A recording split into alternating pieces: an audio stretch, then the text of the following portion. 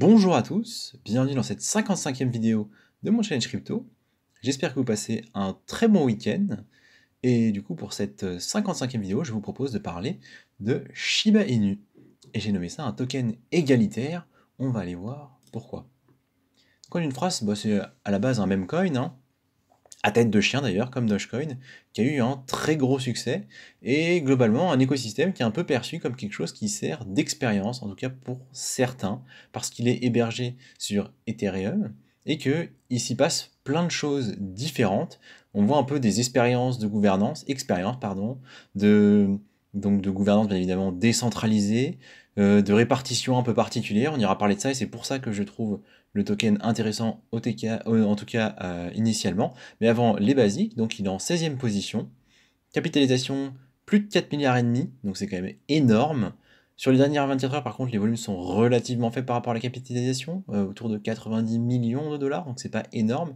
Et le cours, eh bien, après la virgule, il y a 5 zéros, puis 844 dollars. Donc c'est vraiment, vraiment, vraiment pas cher d'avoir un token, mais peu importe, c'est juste qu'il y en a énormément. Ça a été fondé en 2020 par un certain Ryoshi, qui de ce que j'ai compris était un mangaka qui s'ennuyait et qui a voulu faire quelque chose dans le monde des cryptos, qui a lancé ce token, à savoir qu'il n'a pas gardé de token pour lui initialement, mais on en reparlera dans la partie tokenomics. Ça a été repris par un certain nombre de personnes, dont Satoshi Kusama. À savoir que derrière, il y a Shiba Swap, qui est du coup en fait l'échangeur de l'écosystème Shiba, parce que Shiba a tout un écosystème, même s'ils n'ont pas leur propre blockchain, et il y a une DAO qui s'appelle la Dogi DAO. Comme je l'ai dit, il n'y a pas eu un lancement classique, le fondateur n'a pas gardé de token, il n'y a pas non plus d'ICO, et on parlera de tout ça en partie tokenomique. Au niveau du fondamental de la technologie, ça va être assez rapide. On est sur un token émis sur la blockchain Ethereum. Il y a un fonctionnement similaire au Proof of Stake, du coup une validation des blocs par preuve de possession, et vous comprenez qu'il y a du stacking pour lequel les utilisateurs, les stackers sont rémunérés. Globalement, la blockchain va pas très vite, on parle d'approximativement 15 transactions par seconde, donc vraiment rien d'incroyable, et vous aurez compris que ce n'est pas sur la partie technologie qu'on va beaucoup parler de Shiba Inu, parce que pour le moment, eh bien, il n'y a pas grand-chose à dire. Donc au niveau de la tokenomique, on a une supply totale qui est énorme, presque 6000 milliards de tokens, donc c'est énorme. Une tendance qui est plutôt inflationniste, mais du burn qui a été mentionné, du burn à venir, notamment via de nouvelles implémentations, de nouvelles choses. Donc ça c'est bien, notamment des transactions qui vont permettre en fait d'être un peu burn. Je pense à Shiba Swap et à d'autres innovations à venir au fil du temps dans la vie des projets de l'écosystème Shiba. Au niveau de la répartition initiale, donc il y a eu 1 millier de milliards de tokens émis de base. 50% sont allés directement sur Uniswap pour être achetés et vendus de façon égalitaire du coup. Il n'y avait pas d'ICO, il n'y avait pas de personnes qui avaient des tokens à un prix bas et qui ont pu les revendre plus cher. Non, ça, ce n'est pas arrivé et je pense que c'est quelque chose qui a beaucoup séduit la communauté. Tout le monde a pu se servir dès le début et ensuite faire ses échanges. Et 50% du reste de cette supply initiale est allé à Vitalik Buterin, pour rappel, le fondateur dirigeant de Ethereum. À savoir que au bout d'un certain temps, je crois qu'au bout d'une année, il a supprimé 90% de ses tokens, donc de la masse initiale émise. Évidemment, ça a eu un effet très très fort sur le cours, hein. Si vous détruisez la moitié des tokens de la supply d'une économie, d'une crypto, vous comprenez qu'il y a une rareté qui est fortement augmentée pour chaque token, hein. Chaque token est devenu 2 fois plus rare, et donc leur valeur initiale, la valeur a directement augmenté. Donc ça a été très très intéressant, très très profitable à tous ceux qui détenaient des tokens Shiba. À savoir que les 10% restants, il ne les a pas gardés, il en a fait don à une association en Inde. Donc voilà pour la petite histoire tokenomique et la partie intéressante, hein, là où on parle de tokens égalitaires, c'est que tout le monde a pu en acquérir à un prix qui était le même, donc c'est quelque chose d'assez juste et dans l'idée plutôt beau.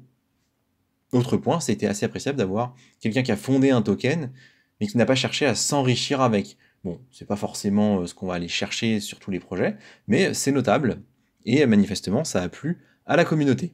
Parce que derrière, il n'y avait pas de fonctionnalité particulière, il n'y avait pas de rôle spécifique du token, hein. Globalement, il ne se passe pas grand-chose sur la blockchain Shiba.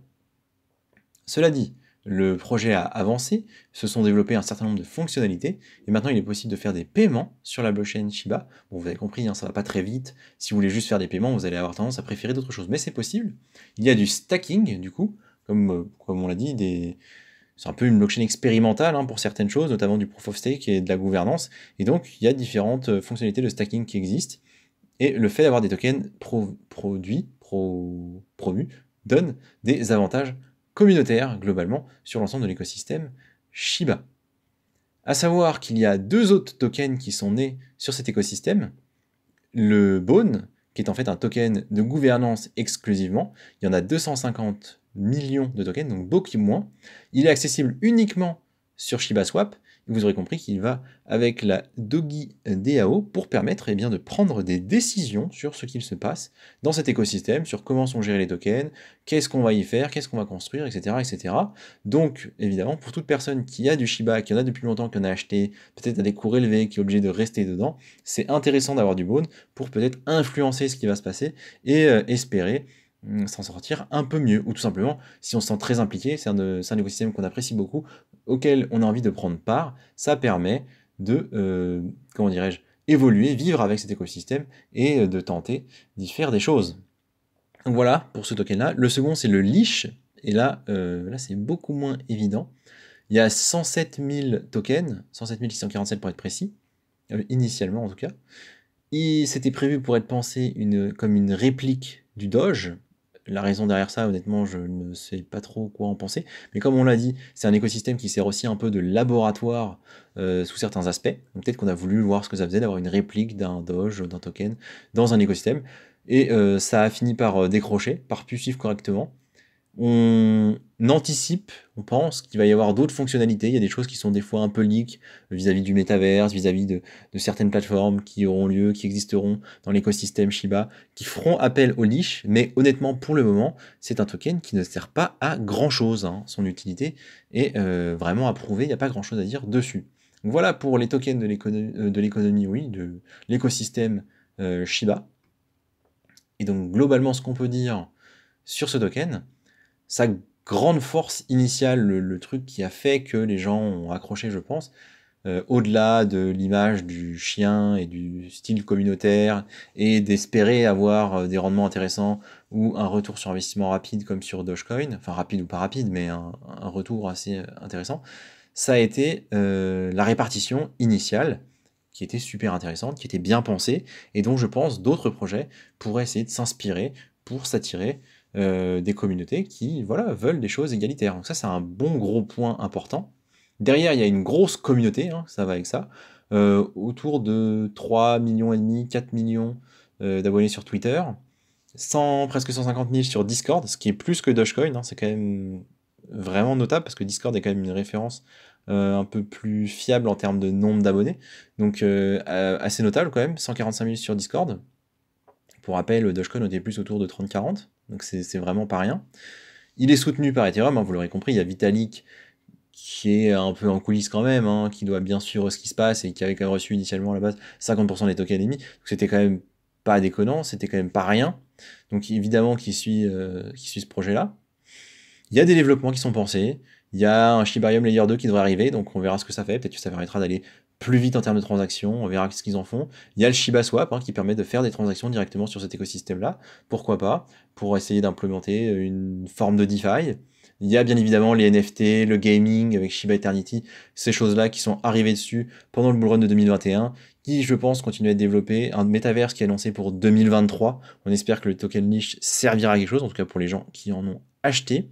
Le point qui est quand même pas négligeable, c'est que c'est quand même un token qui est pensé aussi pour faire gagner de l'argent, c'est pas vraiment le terme, mais il y a quand même cette dynamique-là un peu comme sur Luna, on va l'envoyer à 1$. Bah, sur Shiba, vous pouvez voir un peu ça de temps en temps. Et donc, il y a des mécaniques de burn qui sont pensées au niveau des transactions, au niveau de l'utilité, au niveau de ce qu'on en fait, pour augmenter, enfin pour réduire la supply et donc augmenter la valeur de chaque token. Et l'objectif, c'est 1 $. Donc vous l'aurez compris, on en est très très loin. La probabilité qu'on y arrive, elle n'est pas très élevée. Mais peut-être, vous voyez, c'est un peu la même logique que Luna. Si vous y croyez, si vous avez envie d'en avoir, et bah écoutez, peut-être que dans 5 ans, peut-être que dans 10 ans, ça vaudra 1 $. On ne peut pas vraiment savoir. En tout cas, ils essayent de mettre des éléments mécaniques en place qui faciliteront cette réalité-là. Bon, faut quand même pas oublier qu'on est en 16e position, qu'on a une des quand même plus grosses capitalisations du monde crypto, et que pour le moment, il y a 5 zéros après la virgule. Donc pour atteindre les 1 $, il va falloir aller très très très très haut. C'est quand même à ne pas oublier, même si on arrive à supprimer ne serait-ce que la moitié des tokens, vous voyez bien qu'on sera encore très très loin du 1 $ au cours actuel. Donc bon, à voir, mais c'est l'objectif, enfin c'est un des objectifs. Autre point intéressant, c'est qu'il y a des paiements qui ont été acceptés via Flexa notamment, et qui permettent en fait, dans certaines entreprises, de payer. Donc à un moment, il y a eu Tesla, il y a eu GameStop, et Neg. Donc voilà, il y a des entreprises qui sont un peu prises au jeu, qui ont apprécié le côté peut-être communautaire et qui ont voulu se mettre un peu dedans. Et why not? Ça peut être une porte d'entrée, pardon, pour tout ce qui est adoption crypto. Donc un projet qui peut être sympathique de soutenir. Maintenant, d'un point de vue investisseur, on verra ce que ça donne. Donc par contre, les points que j'aime moins, déjà il y a un fonctionnement avec 3 tokens. Je trouve que dans un écosystème, ça fait beaucoup. Personnellement, je suis pas forcément très très fan de ce genre de choses. D'ailleurs, on a bien vu, pour le moment, il y en a un qui sert à rien, un qui fait de la gouvernance, et je sais pas trop s'il y a un réel engouement dessus, puis il y a le Shiba, quoi, que les gens apprécient et connaissent. Évidemment, ils n'ont pas leur blockchain, donc ils sont complètement dépendants de la blockchain sur laquelle ils sont greffés, à savoir Ethereum. Donc, quelles que soient les mises à jour, les fonctionnalités, s'il y a un arrêt de la blockchain, s'il y a des crashs ou quoi, eh bien, le token va directement en pâtir, et l'écosystème aussi. Il n'y a pas beaucoup de transparence au niveau des fondateurs, ça c'est un petit point un peu plus négatif. Il n'y a pas de fondement technologique, hein, comme on l'a vu, la partie tech est extrêmement pauvre, parce que voilà, c'est un meme coin, c'est fait pour s'amuser. Bon bah, ça a marché, mais du coup, ils essayent de développer, et pour le moment, il n'y a pas grand-chose derrière d'un point de vue technologique, même si maintenant, ils ont quelques fonctionnalités en plus.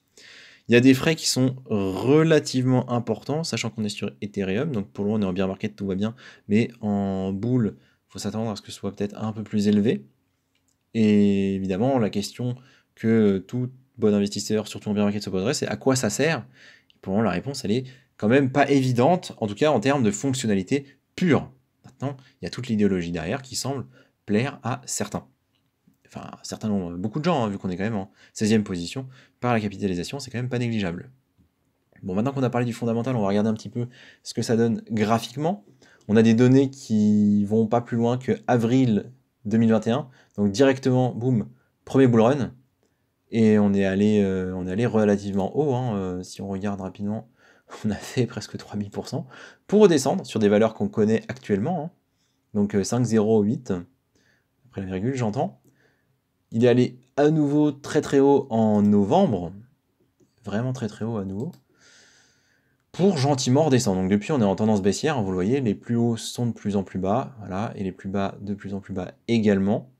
Savoir qu'on globalement on stabilise entre on va dire 8 et 10, hein. Je ne parle pas du nombre de zéros qui sont avant ou après. Il y a eu une semaine où on allait extrêmement bas, on allait à 0,2, enfin 5, 0 et 2, et remonter directement. Donc ça fait une hausse dingue, hein. Ça fait une hausse de je crois 300%, hein. Ouais. Pour continuer finalement la descente. Donc ça c'était en août, et donc depuis on continue les plus bas de plus en plus bas. La question c'est où est-ce qu'on va aller? Moi, à titre personnel, j'ai envie de vous dire, pourquoi ne pas aller rechercher, soyons comment, ne pas aller rechercher, c'est ça, les 5, 0 et 3, dans cette zone-là, où on est allé si bas en août. Pourquoi pas, hein. Certes, on est sur les valeurs d'avant bull run, mais on n'est pas spécialement pressé, en tout cas moi non. Le token reste, cela dit, relativement intéressant parce qu'il a fait des choses intéressantes graphiquement, et parce que je pense qu'il y aura toujours une communauté derrière, donc potentiellement des choses, s'ils arrivent à développer des fonctionnalités, on aura sûrement des belles hausses, hein. On peut imaginer des bougies comme celles qu'on voit ici, là, autour des 50%, ça peut arriver. Mais à titre personnel, j'irai la descendre dans cette zone-là, parce que j'estime qu'on est toujours dans un contexte macro baissier, que même si le début janvier, là, la première semaine a été favorable, plutôt bonne, il n'y a pas d'urgence, potentiellement ça peut encore baisser, et donc j'irai m'intéresser à ce token, ouais, vers les 0,4, et on verra ce qui se passe. On va regarder en attendant les indicateurs. On voit qu'en weekly, le RSI, il n'y a pas grand-chose à dire. Il est entre 30 et 70 depuis quasiment toujours. Il a eu juste évidemment de l'excès d'achat lors du bull run de novembre. Rien de choquant, rien à dire de particulier ici. Voyons les volumes. Alors on voit qu'ils sont bas. Hein. Ah, les volumes sont quand même relativement bas et depuis longtemps. Hein. Bon, cela dit, voilà, ça fait 1 an, on est sur les mêmes volumes. Bon, quelque chose de plutôt faible, on a vu, hein, entre 50 et 100 millions. C'est quand même pas la folie. Et les moyennes mobiles, on va les regarder en daily parce qu'on n'a pas assez d'historique et que c'est moins parlant en weekly.